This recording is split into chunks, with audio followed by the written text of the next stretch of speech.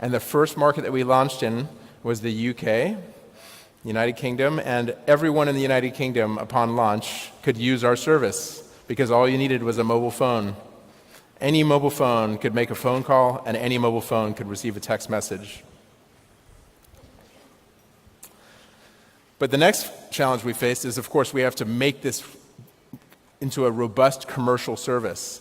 And at that time, there was no Amazon cloud. So that meant that we had to build from the ground up our own search engine, our own what's called Beowulf cluster of PCs that do parallel processing, essentially our own, similar to what Google built, our own search engine of parallel PCs, in which across these PCs, in the RAM of these PCs, in the memory, we stored the fingerprints of every single song in our database. And we had to have that built and ready to take the flood of calls from users on the day of launch. And of course, what good would Shazam be if you didn't have the music as well? And that includes lots of music, including obviously Turkish music, French music, Korean music, Japanese music, and we had no music. And there were no databases of digital music that were available to us. So again, being a scrappy startup, we had to build that music database from the ground up.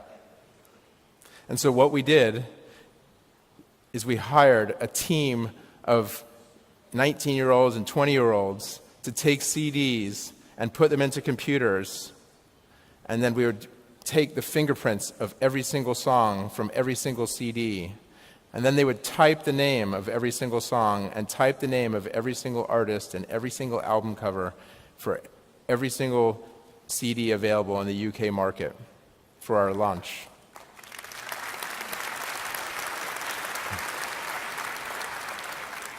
And to give you a sense of how much music that was, at that time, the largest record store in the UK was on Oxford Street. Some of you have probably walked down Oxford Street before, if you visited London.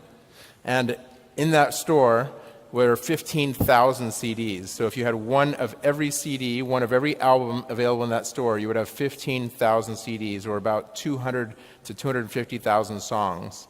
But we launched with 100,000 CDs.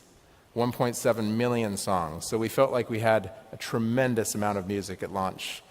And to give you a perspective, today Shazam would have well over 50 million songs. So incredible amount of music now covering countries all over the world. And so we launched. Here's my co-founders celebrating at our launch, Dheeraj and Philippe. And we were so excited because everything that we said we would do, we had done. We said we would invent this, we came up with this great idea. We said we'd invent this impossible technology, that we would file unique patents on it, raise millions of dollars in venture capital funding, 7.5 million is what our first round, build this service to launch, encode a giant database of fingerprints of music, and take this thing to launch. And we had achieved everything. And so now, of course, we were going to have millions of users that just celebrate this incredible success.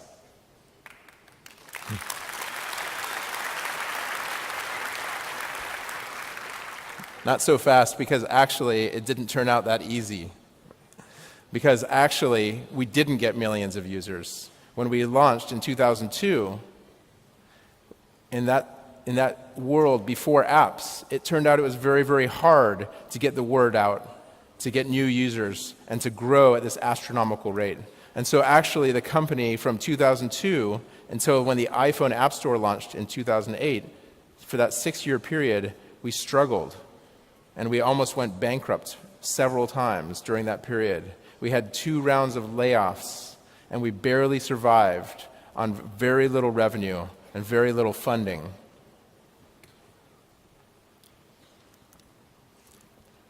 But then 2008 happened.